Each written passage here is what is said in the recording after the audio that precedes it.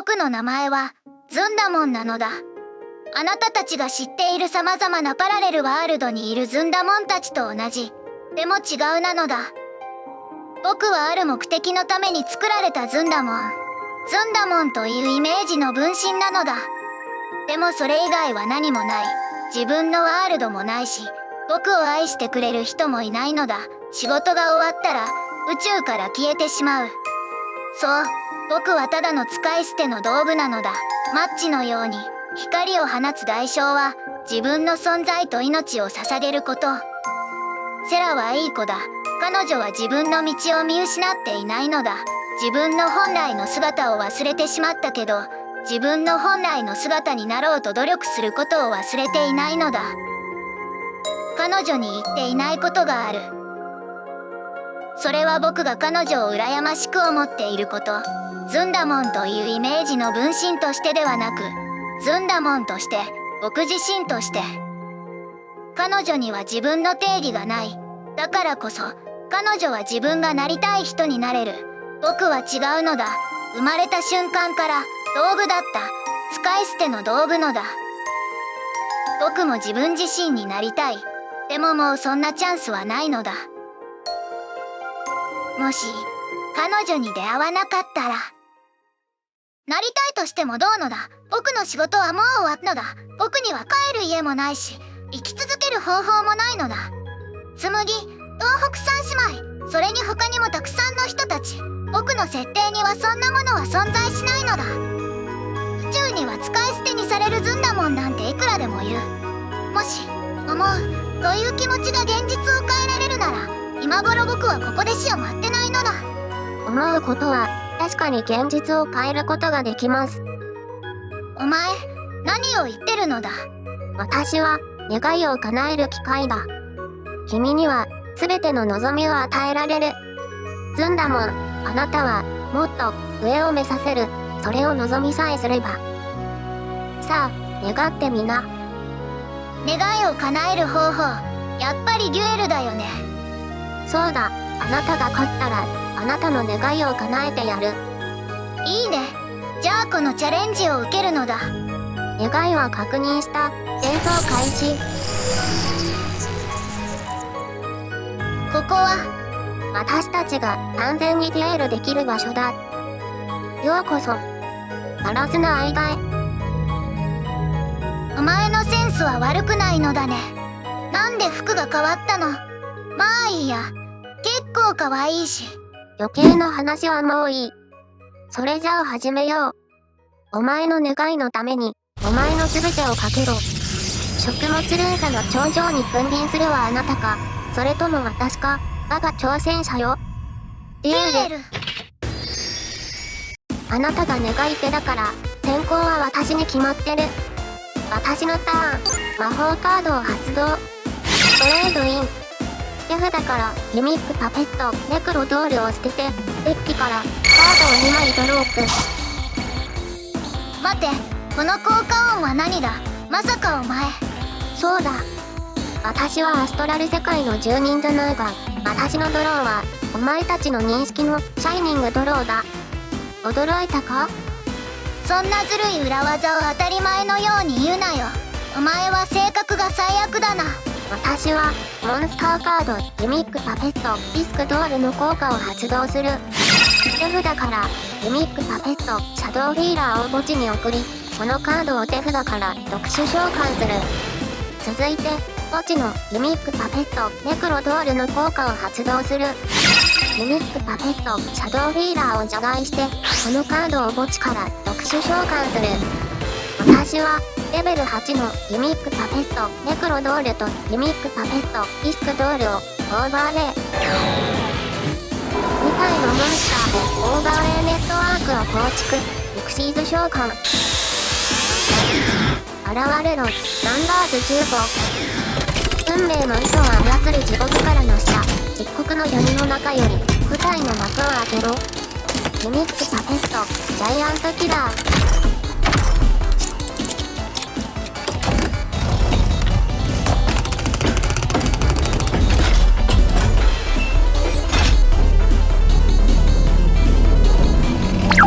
ナンバーズ15。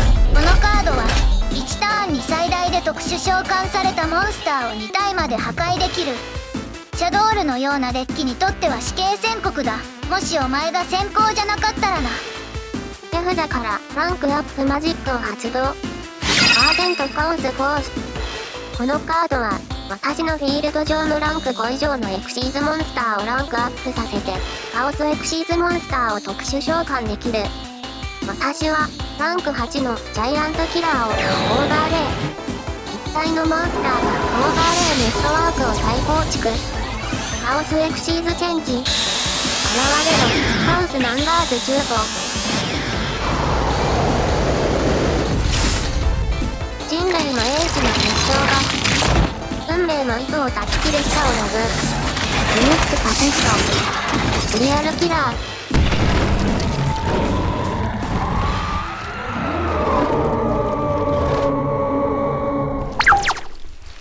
何だと、こんなに手札を使って召喚したのはこの雑魚モンスターのためか。永続魔法を発動する。パフォームパペット。私はカードを1枚をセット。ターンエンド。世界の心霊がこんなレベルのデュエル技術しかないのか。まあいいさ。お前が使ってるのはギミックパペットなんて弱すぎるデッキだから勝負は最初から決まってたんだのだ。僕のターンドロー。さあこの舞を始めよう。手札から融合魔法カードを発動する。シャドールフュージョン。このカードは相手フィールド上にエクストラデッキから特殊召喚されたモンスターが存在する場合、自分のデッキのモンスターも融合素材にできる。僕はデッキからアーティファクトモラルタとシャドールリザードを融合素材に送り融合召喚。転生できない魂よ、糸で操られた人形の身体半生命の神満を下せ。降臨せよエルシャドールネフィリム。ネフィリムの効果を発動のだ。支援してシャドールリザードの効果を発動のだ。シャドールドラゴンとリーシャドールウェンリを墓地に送る。そしてそれらの効果を続けて発動。シャドールファルコンを特殊召喚し前のフィールド上の裏側カードを直接破壊のだ。僕の裏側カードを破壊する。パフォームパペットは破壊しないのか。前のデッキにはエルシャドールに勝てるエクシーズモンスターなんて一体もいない。僕は自分に不必要な変数を加える必要なんてないのだ。さあお前のデバイスカードが何か見せてみろ。それがあなたの願いか。無茶な願いは良くないぞ。でも今回はあなたの望み通りにしてやろう。デバイスカードポーズ。トラップカード発動。ラブヘビー。セットされているこのカードは相手の効果でフィールドから離れた場合エクストラデッキからモンスターを特殊召喚できる。究極思考のハヤブサよ、今となる法有の意地を振り勝利の天空へ飛び立つ。ランクアップシーズチェンジ。現れろランク10。レイドラッカードアルティメットファルコン。アルティメットファルコンの攻撃力は3500だが、エルシャドールの中で攻撃力が最高のネフィリムの攻撃力は2800にしかならない。しかも、アルティメットファルコンは他のどんなカードの効果も受けない。見ろよ、ズンダモン、この金色の輝き、あなたはこのサンシャインを感じることができるか。あなたの一日を明るくしてくれたと思わないか。どういうことだお前。なぜギミックパペットのデッキにこんなカードが。あなたはよくわかってるだろ。私はさっき聞いたぞ。パフォームパペットは破壊しないのか。あなたたちシャドールのデッキ使いは相手のフィールドに裏側のトラップカードがあると見るとすぐにシャドールドラゴンを墓地に送るのが好きだろう。ズンダモン、あなたのデッキにはアルティメットファルコンに勝てる融合モンスターなんて一体もいない。私は自分に不必要な変数を加える必要なんてないよ。僕の言葉で反論するな。お前は僕がシャドールドラゴンを使うということも計算に入れていたのか。クソ。いや、まだ解決の方法はあるのだ。僕は手札から通常召喚シャドールヘッジホック。手札から装備魔法カードを発動。テクルシャドールフュージョン。このカードはシャドウルヘッジホッグの属性を風属性に変えることができる。そしてそれの2効果を使ってシャドウルヘッジホッグとシャドウルファルコンを融合素材にして融合召喚。半生命方程式の糸で縛られた霊獣と少女よ、封じられた瞳を開き世界に呪いをかけろ。エイリンゼよ、エルシャドウルウェンリゴ。シャドウルヘッジホッグとシャドウルファルコンの効果を発動のだ。デッキからリーシャドウルウェンリを手札に加え、そして蘇るシャドウルファルコン。バトルのだ。ネフィリムを使ってシリアルキラーを破壊のだ。ユニックパペットシリアルキラーが破壊された瞬間、フィールド上の永続魔法カードアフォームパペットの効果を発動する。蘇れユニックパペットシャドウフィーラー。メインフェイズに。まさかこんな時にシャドウルークを引けないとは。でもいい。次のターンにシャドウルヘッジホッグを蘇らせればカード3枚をセット。ターンエンドなのだ。私のターンゼロ。ところで今あなたのフィールドにはエルシャドウルが2体いるな。そうだ。どちらを攻撃してもエルシャドウルウェンリゴの効果でそのモンスターは戦闘や効果で破壊されないのだ。私はそういう意味じゃない。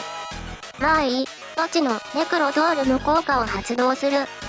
ジャイアントキラーを除外してこのカードを墓地から特殊召喚する。私はレベル8のシャドウフィーラーとネクロドールをオーバーレイ。2体のモンスターでオーバーレイネットワークを構築。エクシーズ召喚。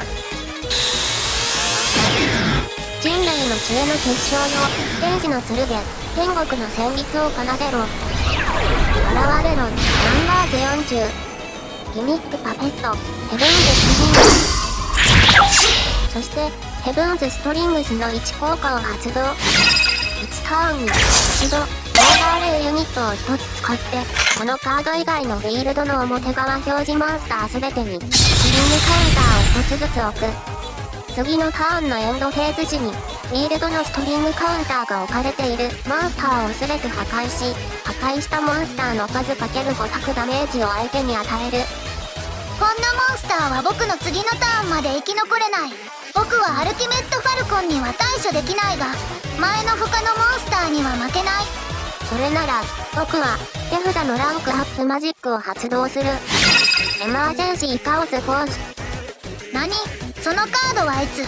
エマージェンシーカオスフォースは自分のフィールド上にランク5以上のエクシーズモンスターが特殊召喚された時、墓地のこのカードを手札に加えることができる。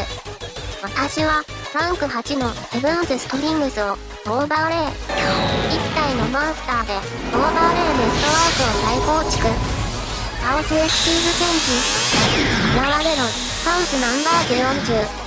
人類のエイサ都市の結晶よ、悪魔の剣で地獄の挽歌を歌え。ユニックパペットデビルズストリングス。このカードの効果を発動。このカードが特殊召喚に成功した時、ストリングカウンターが置かれているモンスターを全て破壊する。この瞬間を待っていた。デバイスのトラックカードを発動のだ。デモンズチェーン。このカードはフィールド上の1体の効果モンスターを対象にして発動できる。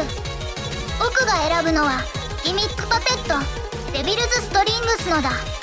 このカードはモンスターを1体選ぶことができ、もっと腕にシルバーマクトカサ。何これ？勝手に効果文を読み上げるなのだよ。実はこのカードの効果はモンスターに重いシルバーリをつけて攻撃できなくして効果も無効にするんだ。結果的にはそうなるのは分かってる。違う、そんなわけないだろ。もっとシルバーリをつけるってなんのだ。とにかくデビルズストリングスの効果は無効になり攻撃もできない。それは僕のセリフのだ。でもこれは悲惨だな。デモンズチェーンに縛られたデビルズストリングスを見てみろよ。もともと糸で引かれた人形だったのに運命のズレを引いて自分の未来を変えようとしたのに、結局はもっと多くの鎖を引き寄せただけだ。ずんだもん、あなたはどう思う？自分自身を見ているような気がしないか？そんなこと言うな。そんなこと言うな。貴様に何がわかる？貴様みたいなキャラに最初から点のスプーンを加えて生まれたキャラに、しかも愛されて、しかもその愛を独り占めして、貴様のクソだ。貴様みたいなクソは使われた後に捨てられるようなキャラに何も分かってないのだ。そうかもしれないな。バトルフェーズ、アルティメットファルコンを使ってネフィリムに攻撃する。原理後の効果を発動。ネフィリムを戦闘で破壊されないようにのだ。でもあなたはまだ700ポイントの戦闘ダメージを受ける。メインフェーズ2をスキップしてターンエンド。お前のターンが終わる瞬間、デバイスカードオープン。トラックカードを発動のだ。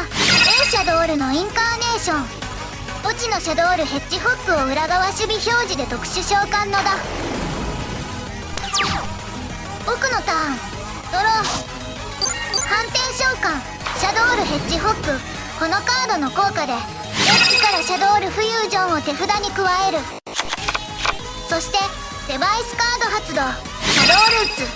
この瞬間、手札からモンスターカードを捨てる。増殖する G。大量の感情スペクトルエネルギーを検出。彼女は怒っているようだな。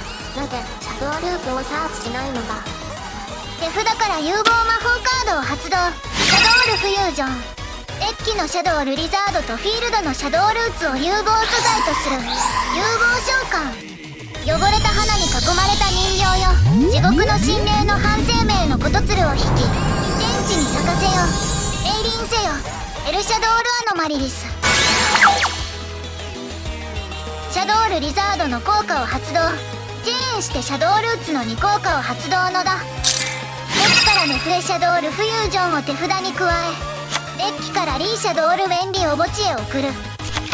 リーシャドールウェンリの効果を発動。デッキから裏側守備表示でシャドールファルコンを特殊召喚。シャドールヘッジホックに装備魔法カードを装備。ネフエシャドールフュージョン。そしてそれとシャドールファルコンを融合素材とする融合召喚。王座に沈む人形よ。世界に反生命方程式の頂点を示せ。大地も震える力を見せよ。エイリンせよエルシャドールシキナー。バトルネフィリムでデビルズストリングスを破壊のだ。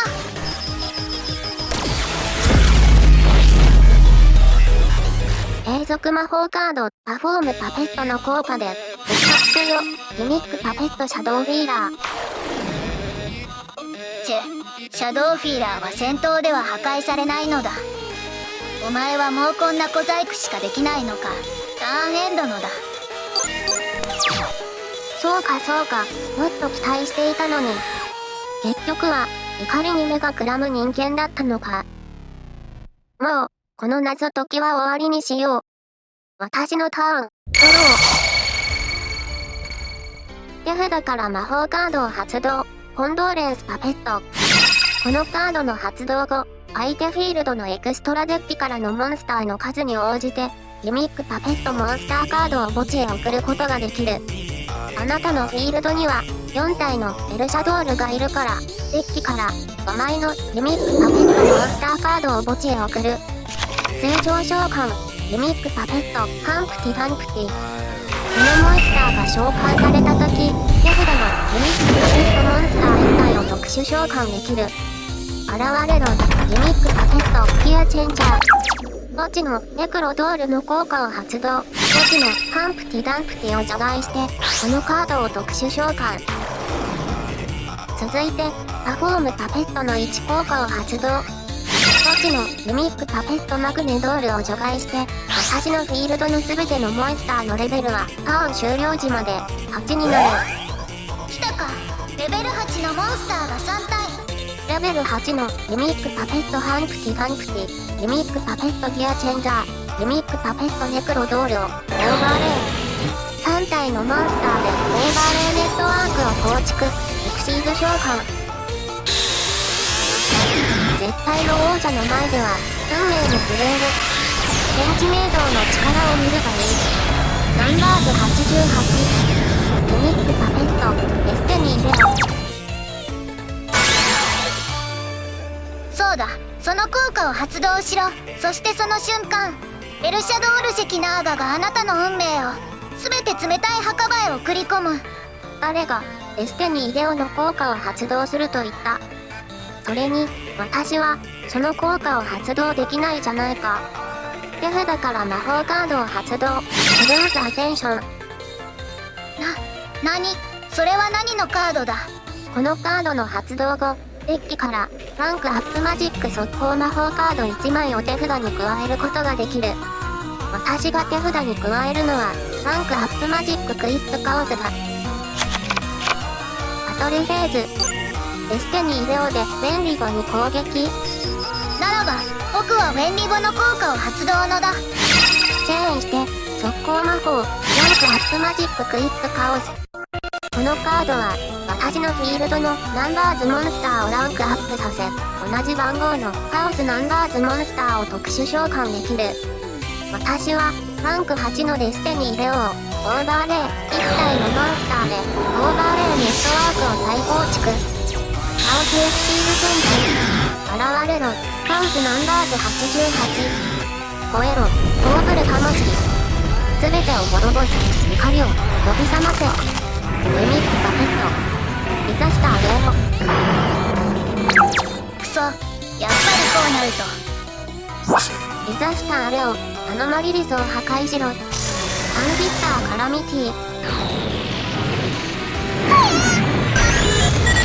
まだ終わらないぞアルティメットサルコン敵ナーガに攻撃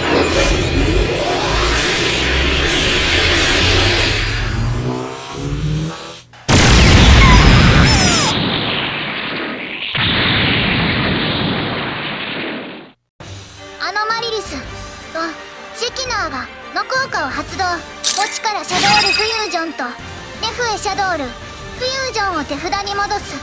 メインフェーズにユニックパペットリザスターレオの効果を発動。ターンに一度カオスオーバーでユニットを1つ使ってあなたに1000ポイントのダメージを与える。いけリザスターレオキシモミカラミティ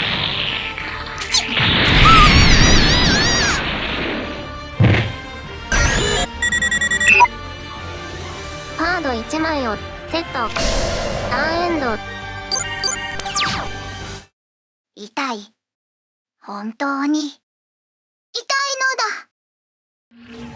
リザスターレオのカオスオーバーレイユニットはまだ3つ残っている。全部受けたらギミックパペットボムエップの効果も加わって僕は終わりのだ。そうだ。でもリザスターレオ自体は簡単に処理できるモンスターだろ。見てみろよ。私はあえてネフィリムを残しておいたんだぜ。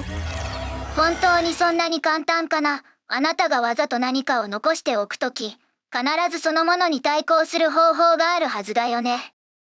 最初から不思議だと思ってたんだ。そうだ、お前さ、本気でやってないんだろ。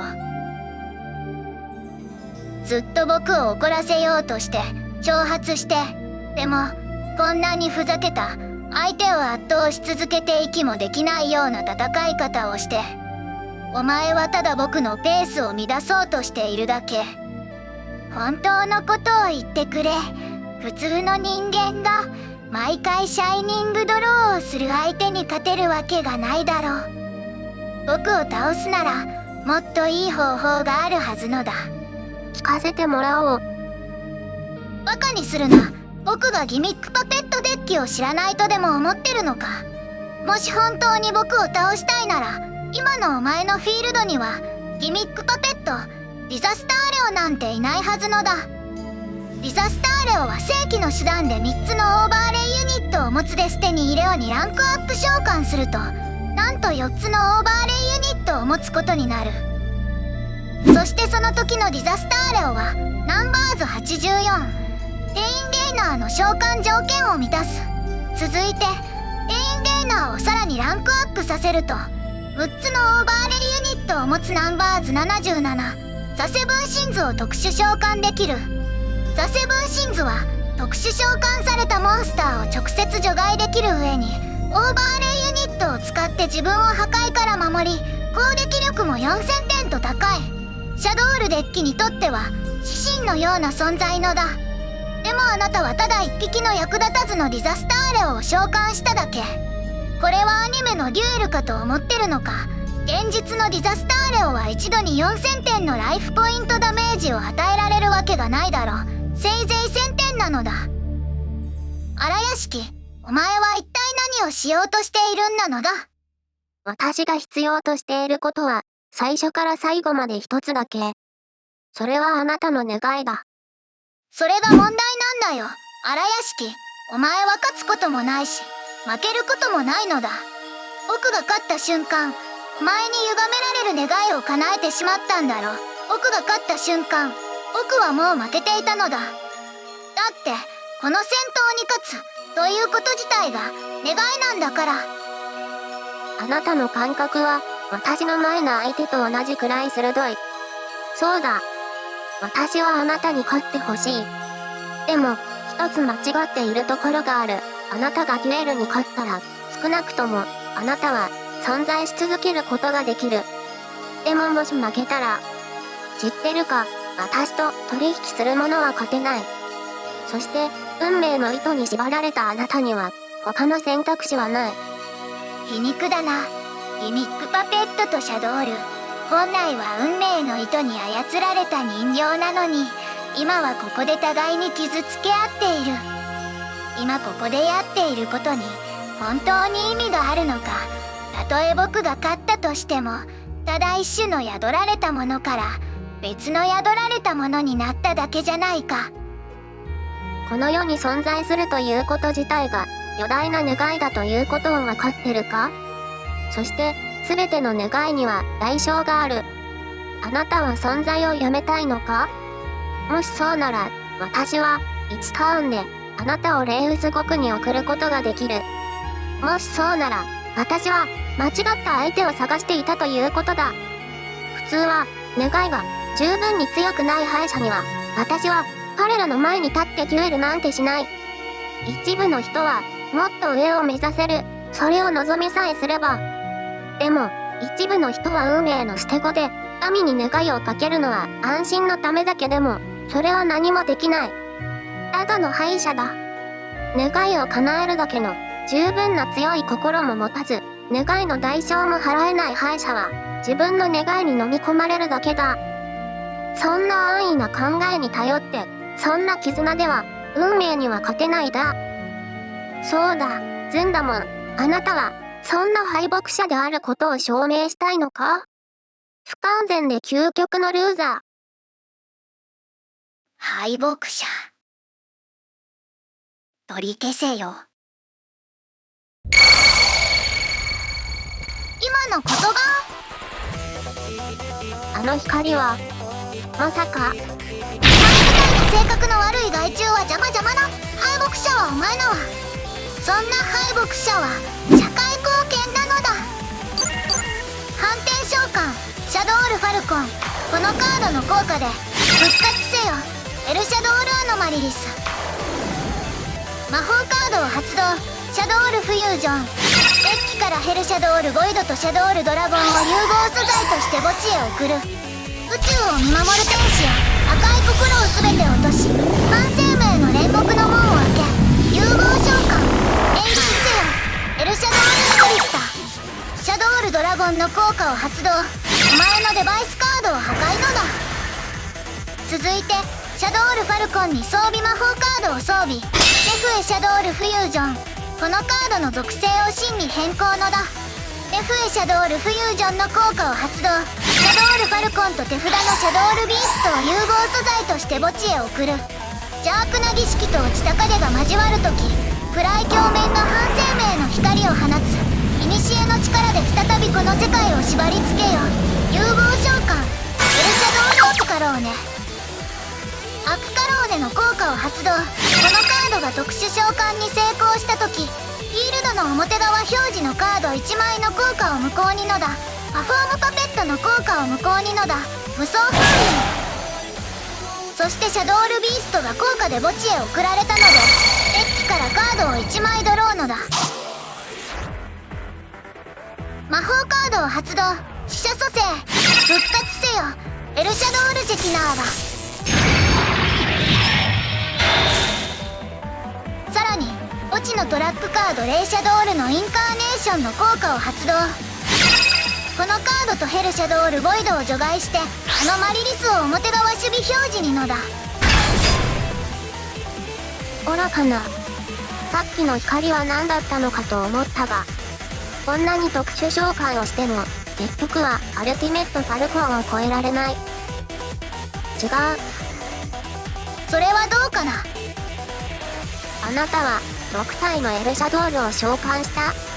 計算中、あなたのフィールドのモンスターの属性の合計は6種類だ。そうだ、6種類の属性は僕のフィールドに揃った。僕もセラのように何かを信じたい。ほんの一縷の可能性を信じたい。僕は敗北者になりたくないのだ。お前が何を企んでいようとも僕は決して消えないのだ。確かにどのエルシャドールもアルティメットファルコンには勝てない。これがあなたが見せたい僕の運命のだ。でも僕の運命、お前が押し付けた僕の運命、この世界が押し付けた僕の運命、それを僕自身で打ち破る。現れろ可能性をつなぎくサーキット。僕はネフィリム、アクカローネ、アノマリリス、シェキナーがエグリスタ、便利棒リンクマーカーにセット。6つの輝き今一つになる。究極の電子界の神よ、輝く奇跡を呼び起こす。光の未来を切り開け。蓬莱せよリンクロク、アライバル、サイバースアットイグニスト。攻撃力6000のアライバルサイバース。予想外の事態が起きたのか。あなたたち願い者はいつも私に驚きを与えるな。でもなかなかやるじゃないか。エルシャドールたちの遺言効果を発動。墓地からシャドールフュージョン、デフへシャドールフュージョン、シャドウルーツを手札に加え、デッキからのエルシャドールへリアルを手札に加え、シャドールフュージョンを捨てる。通常召喚ノエルシャドール、エリアル、そして手札から速攻魔法カードを発動。超融合。そうだ、ディザスターレオは効果の対象にならない。でも残念ながら超融合の効果は対象を取らないんだ。ノエルシャドールエリアルとギミックパペット、ディザスターレオ融合のだ。シャドールとギミックパペットが融合したか。ズンダも私はやはり見間違えていなかった。あなたも私たちと同じ神の波動によって生まれた最初から富の波動を持つ存在だ。懐かしいな。このことは私が生まれる前にも起きたことがある。もうこんなに長い時間が経ったのに、今はあなたがそれを再び見せてくれたのか。やりたいことならまだできるはずだ。かっこいいじゃないか。ずんだもちもんにしては。最悪の糸と運命の鶴が結びつくとき、平和のために犠牲になった優しい巫女が運命の枷を打ち破り再び帰ってくる。カモン、僕のデッキの最後のエルシャドールよ。エルシャドールミドラーシュ。ノエルシャドールエリアルの効果を発動。このカードが効果で墓地へ送られた時、お互いの墓地からカード3枚を選んで除外できる。そうだ、僕が選ぶのはお前が持っている3体のギミックパペットのカオスナンバーズモンスターだ。姿を消して無になれ。これで終わりだ。カオスナンバーズ15、シリアルキラー。カオスナンバーズ40、デビルズストリングス。カオスナンバーズ88、ディザスターレオ。僕の運命を縛る糸は全て消え去った。お前の手札はゼロ、フィールドに使えるカードもゼロ。そしてミドラーシの絶対的な抑圧力の下、前のデッキにはアライバルサイバースに勝てるカードは1枚もないのだ。お前前は僕に勝ってほしい。それなら僕は勝ってみせる。しかも十分に華麗にのだ。荒屋敷、お前はシャドールとギミックパペットの最大の違いが何か分かってるか？それはシャドールは半生命の糸に縛られた人形であっても自分の心を持っているということだ。彼女たちは本来は正しい輪廻システムへと転生するという非難を抱いてシャドールになったのだ。バトル行け。アライバルサイバースアルティメットファルコンを粉砕しろ。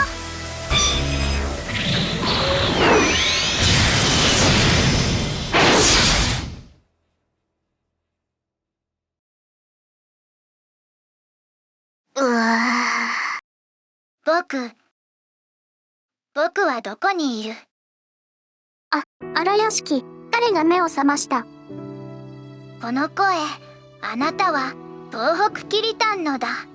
すぐ役と声優さんをこうグッとするね。お前らはもう。世の名前は NI だ。ずんだもん、自分を無理に追い込むことは何の得にもならない。それに、私の一つの隠れ工房へようこそ。まあ、ここは、実は、ガラスの間の一つの次元でもあるけど。僕は勝ったのか、覚えてないのだ。あなたのライフポイントは満タンだったはずだ。アライバルサイバースの攻撃を受けてもまだ残っているはずだ。僕はもしかしてそのまま気絶したのか？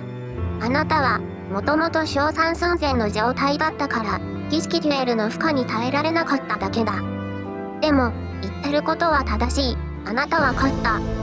私が次のターンへ引いたカードはミドラーシュの抑圧効果を解除できなかったから高ランクのエクシーズモンスターを特殊召喚することはできなかった。つまりあなたが攻撃を続ければ私のライフポイントはゼロになる。でもルールは知ってるだろ？荒屋敷と戦うとき実はルールは一つだけだ。それはあなたは勝つかもしれないが彼女は絶対に負けないということだ。まったくまるで何かの悪徳会社みたいだな。あなたたち約束通り僕を生かしてくれたから文句は言わないのだ。でも覚えてるよ。ただ生きるだけじゃ僕の願いの全部じゃないはずだろ。そうだ。あなたは自分が他のずんだもんと同じように家を持てるように願った。でも言ってないだろ。その家が具体的にどんなものか。あなたたちは保険会社をやってるのか？契約するときは何でも保証できるみたいに言って本当に保証するときになったら契約書の中の言葉遊びや抜け穴を探し始めるのだ。さっきから不思議だと思ってたんだ。あなたたち2人がこんなに息が合ってるのはもしかして100号カップルなのだ。私は彼女の恋人じゃない。誰が？このやつと恋人だよ。どうしてそんなことを思うの？あなたたち2人、1人の CV は東北キリタン、もう1人の CV は音町ルナのだ。キリタンとウナはもともとよく一組の CP にされるじゃないか。これはただの偶然だよ。世は確かに荒屋敷と恋人だ。世の宇宙の荒屋敷。この人じゃない。なぜ突然笑った？笑いながら泣いてるし。別に。ただあなたたちが僕に見せるのは見知らぬようで懐かしい感じで慣れないだけだ。でもあなたたちが僕の物語の脇役だとしたらそれは悪くないと思うのだ。誰があなたの脇役だよ。このやつまるで原作のずんだもんみたいにナルシストだな。ずんだもん、あなたの発言に鑑みて私たちはあなたのペットとしての地位と他の社員に対する態度について真剣に話し合う必要があると思う。僕の地位はペットだったのか？勘弁してくれよ。気持ち悪いのだ。だからこれが僕の物語で僕だけの誰にも変えられない物語のだ。そうだ、僕たちにはたどり着く場所なんていらねえ。ただ進み続けるだけでいい。止まんねえ限り道は続く。だからよ、止まるんじゃねえぞ。